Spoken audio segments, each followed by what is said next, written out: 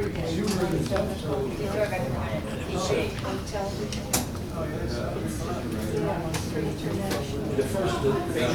first day of the season, it's been awful every damn year.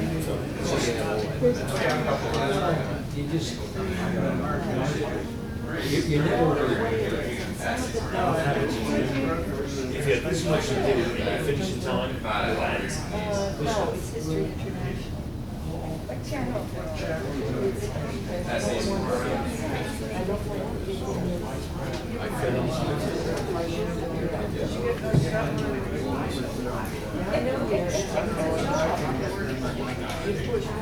All right, we're going to get started. Can everyone hear me okay? Gene, can you hear me in the back okay? Okay. Well, welcome to the Abington Library's World War II lecture series. Is anyone here for the first time? Show of hands. Thank you very much for coming today. We're here the third Tuesday of each month. During the program, I'll be handing out some more literature about the program and the future programs here. But we're not going to delay. So can everyone please rise for the Pledge of Allegiance? I pledge allegiance to the flag of the United States of America and to the republic for which it stands, one nation under God, indivisible, with liberty and justice for all. Just a quick note, I'm going to be handing out some books. I'm going to be passing them around during the program. They relate to our speaker's World War II division, the 26th Infantry Division. So there's 4 books. Just when you're done, please put them back up here. Make sure everyone gets a chance to take a look. George Dippender is now going to share his poem selection for the day. Good afternoon. Good afternoon. Can you hear me all right? Yes. This afternoon I've chosen a prayer called A Prayer for Peace. Helen Steiner Rice wrote this poem the day that we had the problems in Philadelphia 11 years or so ago. So just think about it. Helen Steiner Rice is quite a writer, and so let's hear what she has to say about A Prayer for Peace. Oh God, our health and age is past, our hope in years to be. Look down upon this troubled world and see our need in thee. For in this age of unrest, with violence all around, we need thy hand to lead us to a higher, safer ground. Without thy help and counsel, we are helpless to restore safety and security in our hearts and homes once more. Lord, give us strength and courage to be honorable and true, to place our trust implicitly in unseen things and you. And keep us kind and humble, and fill our hearts with love, which in this selfish, greedy world, man has so little of. Forgive us our transgressions, and help us find the way to a better world for everyone, where man walks in peace each day. Helen Steiner Rice. Thank you.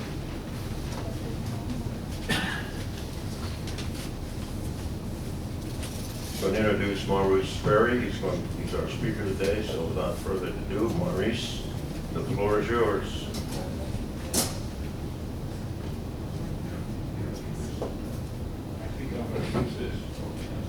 Can you hear me?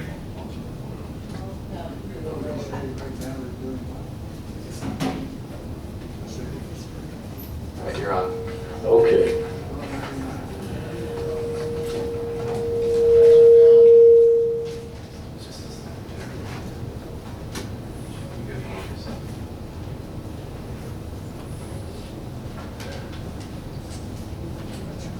Okay, in March of 1943, I entered the United States Army in Ohio.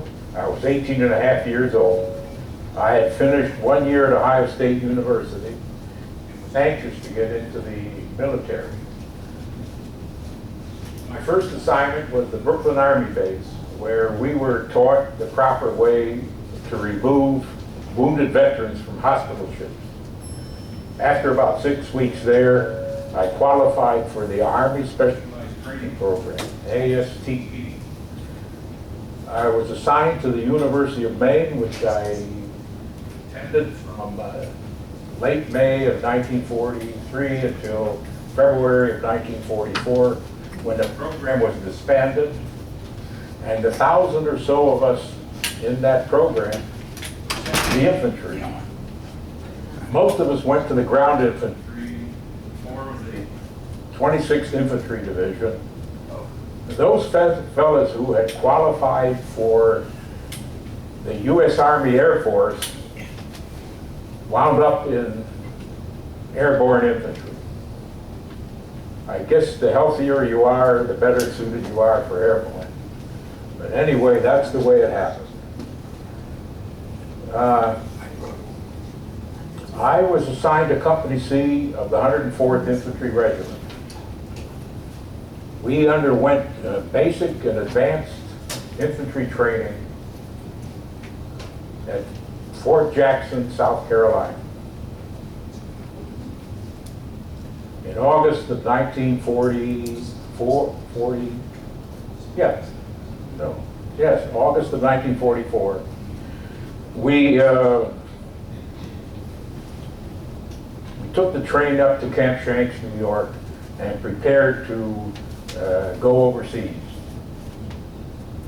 We were taken by train to Staten Island, to the pier where the SS Argentina, forgot the word. It was a troop ship, but before being a troop ship, it was a Banana carrier. no. Damnation. It plied the waters between the United States and Argentina, carrying holiday folks. A cruise ship. And my wife was a travel agent, and the number of times we were on a cruise ship, and I forget the word. Anyway, we enter the shed that encompassed the pier, and there's a line of tables with donuts and drinks, and these little ladies. It was then that I knew what a gray lady was. Their hair was gray, the uniforms were gray, and I don't remember the color of the shoes. But most of them wore a very serious look on their faces. We've been through this before, and we hate to see you guys go overseas. As soon as the first fella in my company put a foot on a gangplank, the rest of us gave a roar, and these ladies were taken aback. They had never heard this before. I want to back up a little bit and tell you that the 26th Infantry Division was a National Guard outfit from New England. They had gone into service in 1940 when the call was a year in and then you're out. Well, you all know December 7, 1941, we were attacked, and so that order was, yes, thank you. And the YD became part of the Army.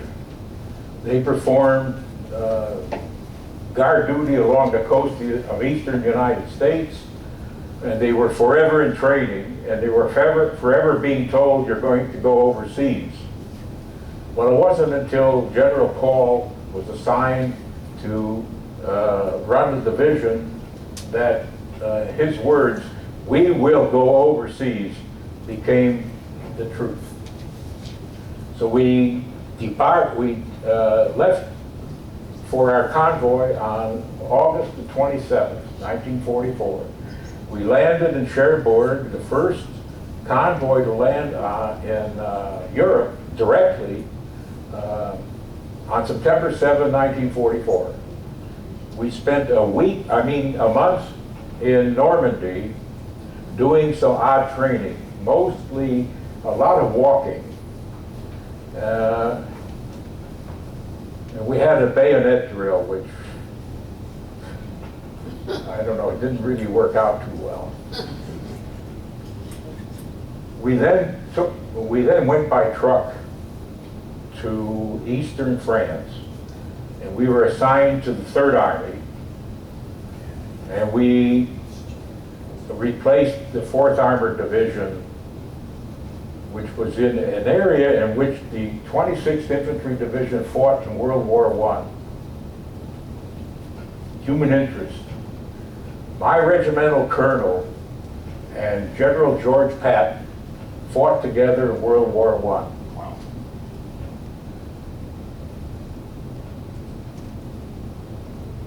We had our meal in a field prior to relieving the 4th Armored. So everybody, well, we were laughing and joking, and we formed up and started walking. And within 100 feet, the troops quieted down. And the only sound you heard was the clop, clop, clop of the boots on the pavement. It was then that I started thinking about combat. And I looked down the line and I see Harold, and I said to myself, now there is a soldier. He's going to last. He's going to get through this thing. This was the start of a negative approach that I had, and it did not serve me well. We relieved the 4th Armored on a Friday night, Saturday morning. 3 of us were assigned, and I was one of the 3. 3 of us were assigned to a one-man foxhole. The foxhole was narrower than this table. So I told the fellas, you, Bill, you stand guard first. Jim and I will lie down and try and sleep. So we lay down on our right side in the fetal position. And I will tell you for reference, I was married for 57 years. Every time I tried to get this close to my wife, she said, "What are you doing?" I could never get that close. That's how close we were. Whenever I or the other fellow wanted to turn, we had to wake the other guy up, and together we would lie on the other side. Well, the next day we were assigned 2 men to a foxhole, and the 4th Armored had done quite a job making foxholes. They had dug deeply into the earth, and they covered over the opening with railroad ties, and then put sod over that. So it was a fairly comfortable living arrangement, except the hay, or the straw that I was lying on, had little buggers in it that got into the hair follicle. And it stayed with me for a while. I'll tell you how I got rid of it later. We were there for a week. The following Friday, we were relieved by one of the other regiments, and we went back to a rest area. The rest area was on a mountain in a wooded area, and I was walking around without my helmet, and we heard the sound of 2 airplanes, and they flew overhead and they strafed us. The Germans had reconditioned 2 American planes, did not place any markings on a plane, and they were the ones who had strafed us.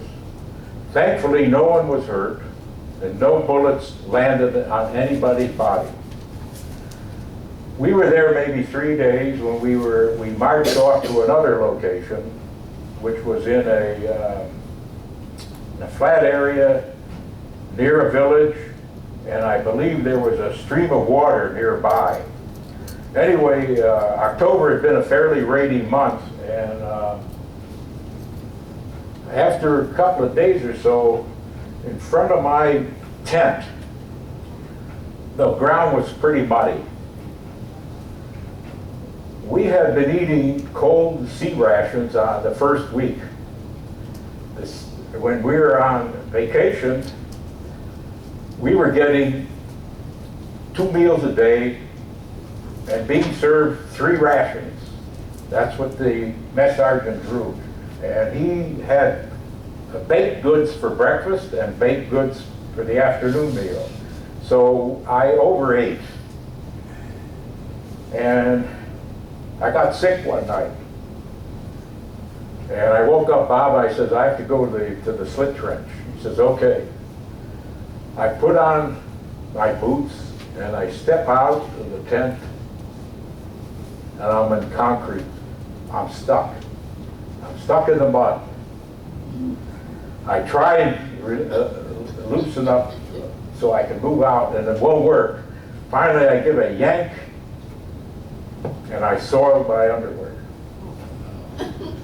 But I found a dry spot, sort of, and I was able to get out. And I found a slit trench. It's dark. You cannot see anything. I do not know how I straddled it and did not fall in. Anyway, I got back to my tent. I rummaged around the barracks bag. I changed my clothing, went back to sleep. From then on, I had pretty good bowel movements. We were assembled on Saturday night, the 21st of October, by our captain. And he told us what was going to happen the next day. He said A and B companies are going to attack the Germans in Montcourt Woods. So we are going to be battalion reserve, and sooner or later we will be committed. So that night after dark, we start walking to the assembly area, which we reach also in darkness. Morning came and we're waiting to be called up, and some German prisoners were walked back through our lines. And Georgie Ryan, who was a pretty feisty guy, he said, "Kill the sons of bitches, kill them!" Well, no one did anything, of course. But he got it off his chest. The A and B companies let off at 6:30, and we were told to move into the woods at 10:30. We walked perhaps 100 feet when a shot rang out, and I see my sergeant is holding his hand. He had shot himself. We enter the woods, and we're taken to the backside of the fighting area. The fighting is all off this side, and we're over here on this side. And we're told, dig foxholes. Everybody has a partner except me. And I'm wondering, am I gonna stay awake all night and guard this hole of mine? So I'm digging, and then I take a rest, and I look down the hill, and I saw a German soldier jump behind a tree. I said, oh, okay. I'll see if I can catch him again. Back to digging, look up again, and same guy jumps back. So I have an argument with myself. I said, this can't be. Why would there be a single German soldier in this area and not try and shoot some of us? It was all in my mind. It was all up here, and I didn't realize how, I didn't realize my condition, my thinking. The word comes, we're going forward.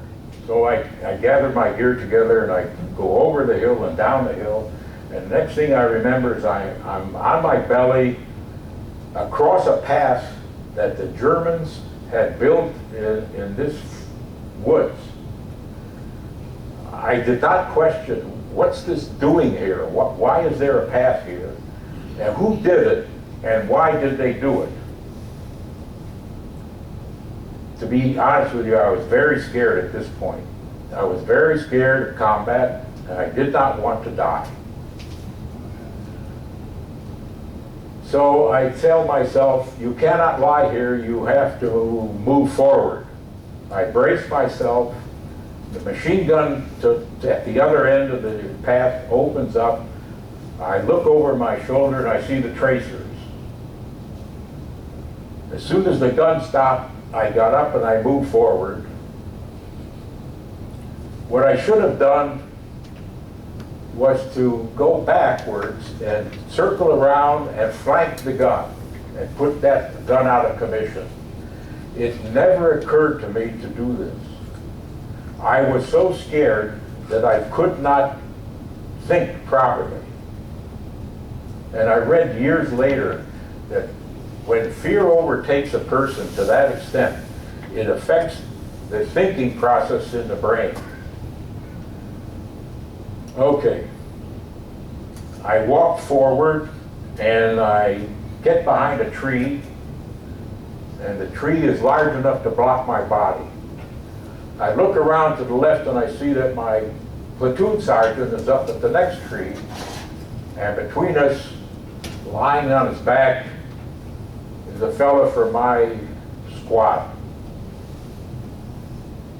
He has been shot in the chest and is breathing through that hole. And I know that he's going to die because we're not able to take him to the aid station where the doctors might be able to save his life.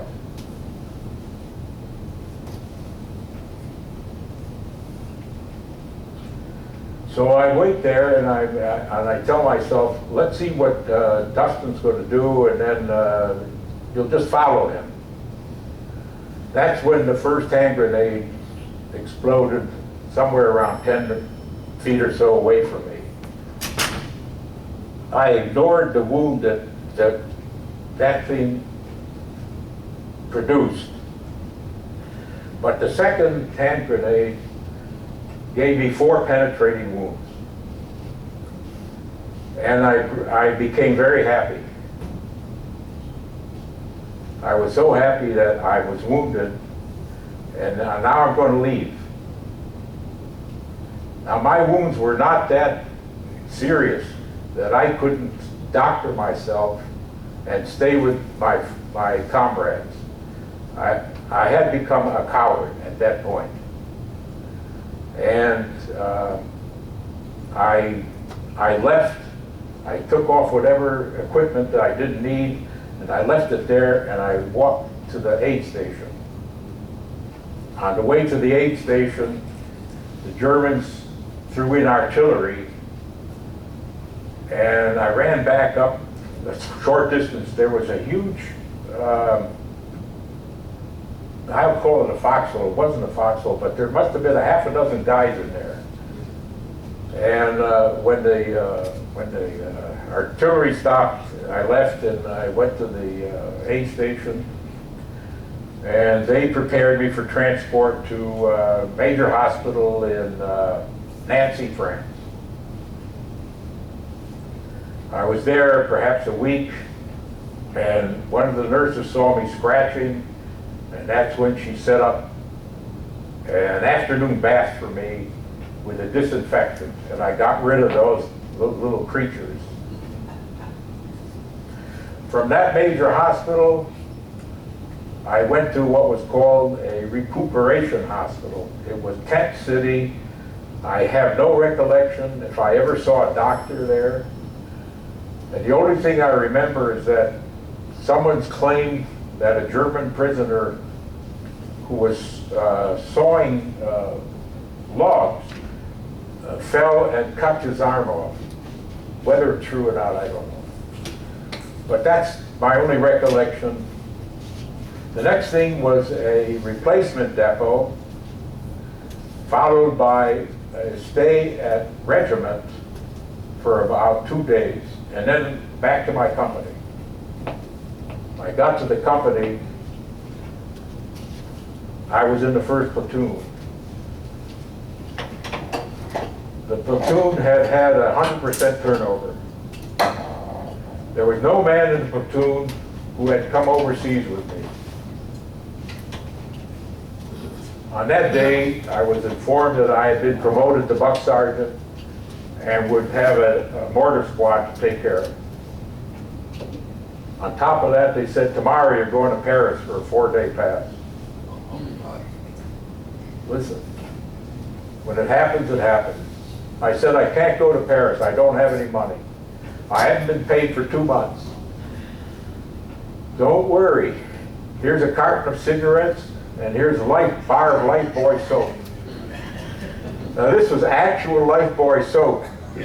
Still the color in it. They said, you can get anything you want, particularly if it's a female. Well, without money, you couldn't really do anything.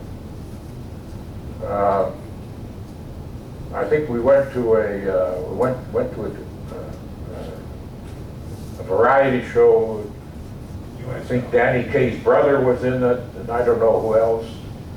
And then one night we spent in Pig Al. We were at a bar. I got to talking with a civilian next to me. And the next day, we got ready to go back to our company. I got back to the company, and we are situated behind one of our artillery battalions.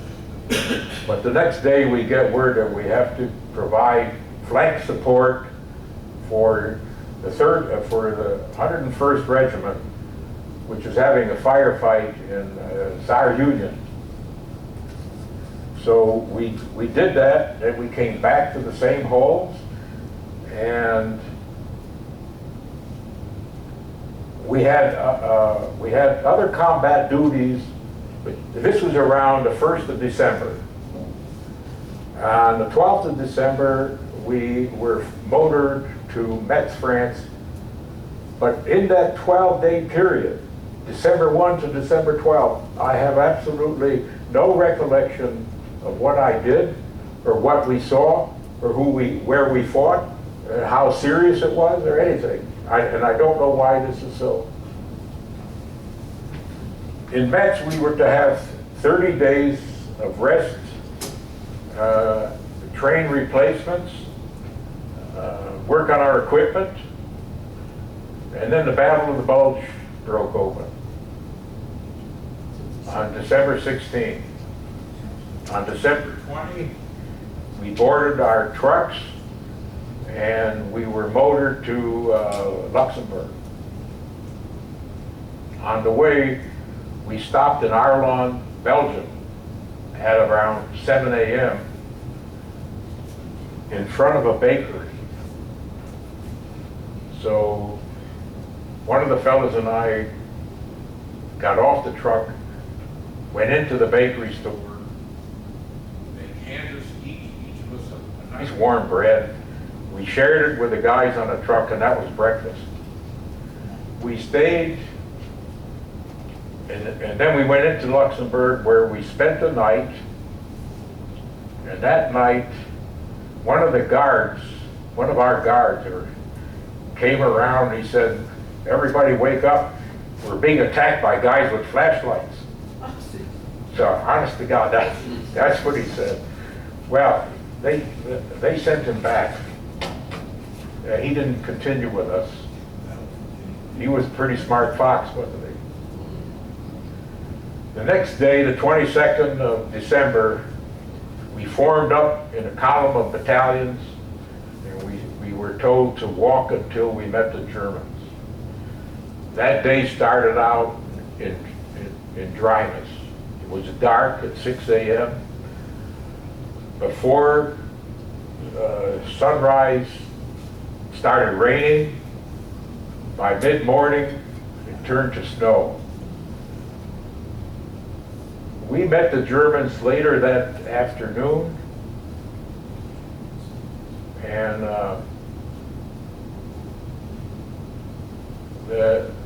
we knocked out the first platoon knocked out a machine gun nest, and then we continued. And we lay down that afternoon to rest, and our captain went off for a meeting in battalion. He came back in darkness, and he said, "We are moving out. We have been assigned